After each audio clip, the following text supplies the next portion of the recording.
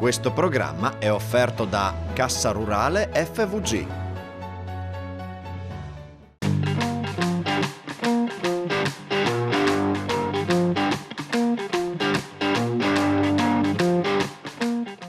Buongiorno, benvenuti al Punto, benvenuti a Telefriuli, benvenuto al sindaco di Fiumicello, Laura Sgubin. Benvenuto sindaco, prima cittadina di Fiumicello. Buongiorno Enzo, grazie dell'invito e buongiorno anche a tutti i telespettatori e le telespettatrici. Bene, in tutta la regione fa freddo anche naturalmente a Fiumicello e naturalmente la situazione generale è un po' quello che riscontriamo in tutti i comuni, no? Perché sia dalle prese con i bilanci, con i conti, a fine anno si tiene un po' appunto il resumé della stagione e anche dell'anno, insomma. Come siamo a Fiumicello, sindaco? Sì, in questi tempi difficili alla fine dell'anno si cerca ovviamente di fare un bilancio sia di quanto realizzato in termini di opere, di attività e anche un po' di chiusura di quelle che sono le partite contabili più importanti e sicuramente nel corso delle variazioni anche di bilancio che sono state fatte durante l'anno, la voce che fa da padrone è sicuramente quella del caro energie. Difatti, quello ha sballato un po' tutti i conti e un po' tutti i progetti di tutte le amministrazioni che sono alle prese con questo problemone, insomma, perché è peggio quasi della pandemia. Sì, anche perché voglio dire, la pandemia poi purtroppo quando ci siamo incanalati in una certa ottica, grazie insomma a tutte le risorse messe in campo, si è trovato un sistema per reagire. Quello del caro energia, devo dire che nella nostra amministrazione un plauso va fatto sicuramente al nostro ufficio finanziario che fin da subito ha monitorato mensilmente l'andamento delle bollette che man mano arrivavano e sul bilancio, diciamo, alla fine dell'anno.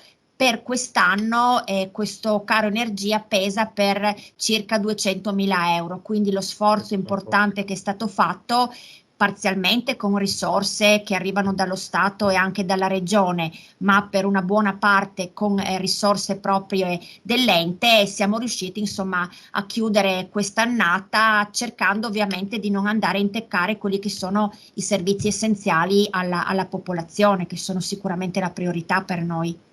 Ecco, qualche taglio importante l'avete fatto comunque o no?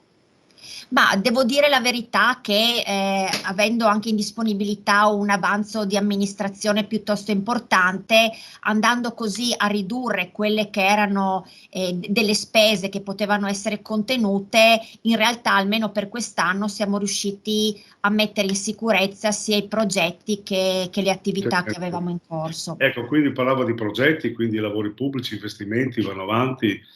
Assolutamente sì, diciamo. Le opere più, diciamo così, importanti che avete in cantiere, che insomma, dove batte un po' il dente dell'amministrazione?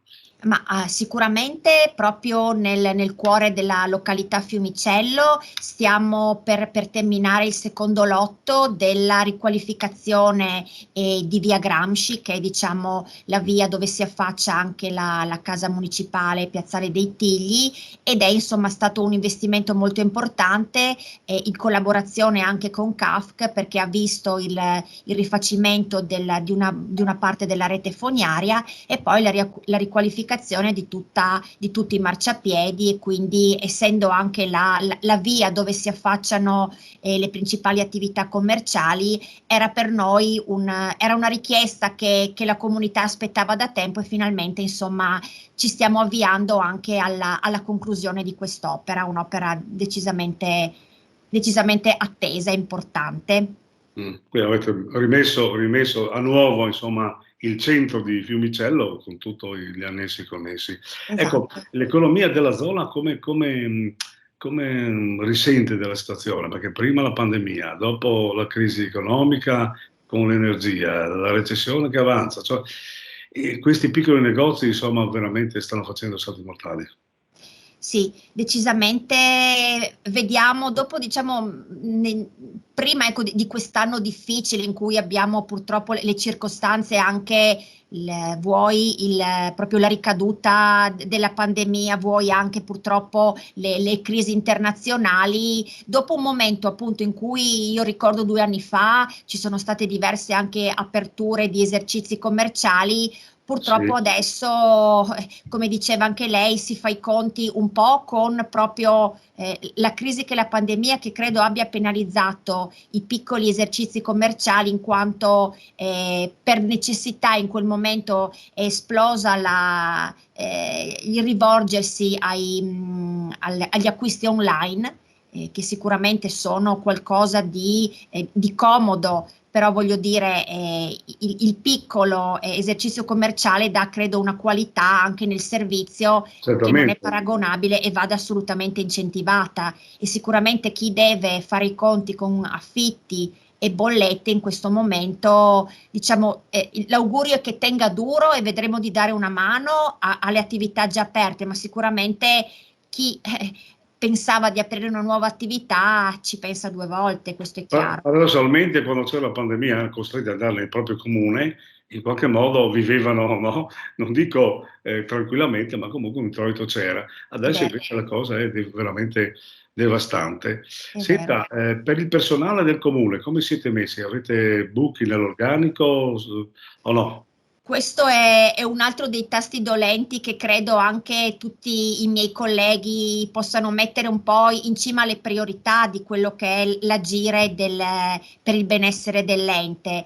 Purtroppo diciamo che negli ultimi 2 anni sono contenta per il personale che è andato in pensione, perché sicuramente è stata la fine di una carriera, insomma è il meritato riposo, però purtroppo sono venute a mancare figure di riferimento nelle diverse aree che diciamo da decenni ormai avevano il polso e l'esperienza per poter amministrare dal punto di vista ecco, proprio tecnico il comune. Venuti a mancare queste persone, si è anche creato un turnover importante, in quanto effettivamente i concorsi che vengono banditi purtroppo hanno una risposta che non è quella che ci si aspetterebbe, perché il cosiddetto posto sicuro Ormai non va più di moda. non va più di moda, ma io credo anche che effettivamente chi si propone si renda conto che all'interno dei piccoli medi comuni effettivamente l'impegno che è richiesto è importante, no? Si richiede una certa versatilità e forse non è più così tanto appetibile, quindi è difficile. Nonostante questo noi abbiamo del nuovo personale che sta crescendo all'interno del servizio, però sicuramente alcune aree sono ancora in sofferenza, ma appunto come amministratori è tra le priorità quello di rendere la macchina amministrativa il più possibile operativa, perché altrimenti poi il servizio al cittadino è quello che ne risente di più. Ecco, senta, avete qualche convenzione con qualche comune, per esempio, per qualche servizio? Allora, noi ormai, diciamo, dopo l'esperienza delle UTI, Mm. abbiamo così recuperato l'esperienza positiva di una convenzione di servizi che è quella dell'area del Cervignanese, quindi facendo capo al comune di Cervignano del Friuli, insieme ad altri comuni come Ruda, Terzo d'Aquileia, Campolongo Tapogliano. Ecco, riusciamo così a governare insieme alcuni servizi, tra cui il personale, i tributi, la polizia municipale, che altrimenti, insomma, proprio per quell'esperienza che deve essere maturata proprio dal personale per poter gestire in maniera ottima i servizi, ecco, abbiamo questo tipo di convenzioni. Ecco, forse l'orizzonte sarà questo, quello di mettersi vicino per fare convenzioni, per fare, come si dice, per dare dei servizi più puntuali, anche perché se manca personale bisogna in qualche modo provvedere. È una cosa molto difficile, complicata. Speriamo che la Regione si metta una mano non tanto sul cuore, sul taccuino, ma tanto sulla burocrazia che in qualche modo sta frenando in maniera importante tutte le attività, no? Vabbè, ma comunque sia, poi ci sono anche le associazioni, no, che stanno soffrendo un momentino, perché, come dicevo, la burocrazia mette un po' il freno anche a questa volontà di partecipare. Uno dice, ma vado a prendermi problemi, vediamo cosa succede. Come a Fiumicello lì? Ma allora, a Fiumicello abbiamo un'altra ricchezza importantissima che è proprio quella delle associazioni.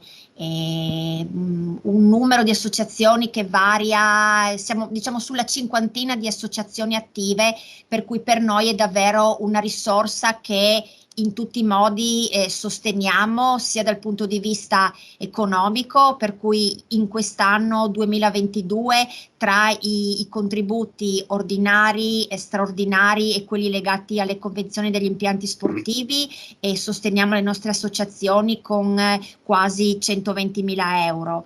Ma accanto a questo la collaborazione reciproca è proprio quella anche di organizzare attività sia ludico-ricreative ma anche di servizi diretti alla persona, penso per esempio al campo del sociale, in stretta collaborazione con le nostre associazioni, e diciamo questa osmosi, questo scambio reciproco di energie fa sì che nella nostra realtà, nella nostra comunità, le associazioni siano davvero un tessuto vivo che però, come giustamente osserva lei, soffre di questa necessità di dover comunque produrre documentazione burocratica. E metà del tempo va lì. Esatto, e la semplificazione ancora non l'abbiamo vista da queste parti.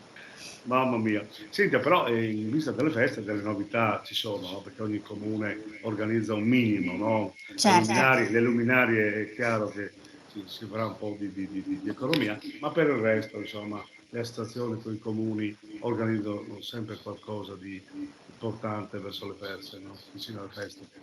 Sì, quest'anno, quindi dopo 2 anni di sofferenza, finalmente il calendario delle attività, anche degli eventi natalizi, è ritornato quasi a regime, e quindi dopo, diciamo, le prime attività sono state proprio quelle classiche dell'accensione dell'albero, per cui l'8 dicembre a Villa Vicentina e domenica scorsa qui a Fiumicello, domenica anche con i bambini delle nostre scuole primarie, quindi in collaborazione con l'Istituto Comprensivo. È stata proprio una festa in cui le famiglie sono state invitate a uscire, quindi a partecipare anche qui in collaborazione con le associazioni. Ricordo la Protezione Civile, l'Auser, gli Alpini, che quindi come di consueto hanno anche accompagnato questi pomeriggi con castagne e brulè, insomma.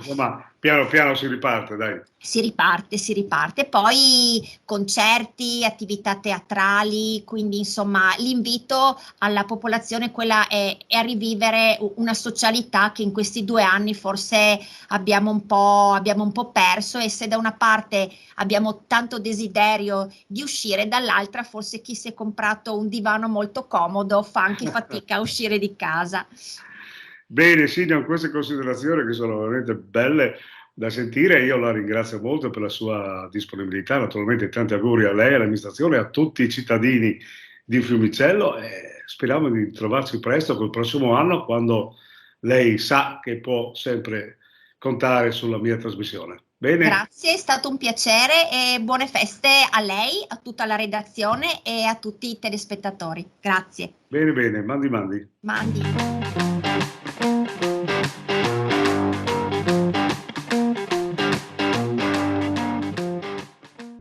Questo programma è stato offerto da Cassa Rurale FVG.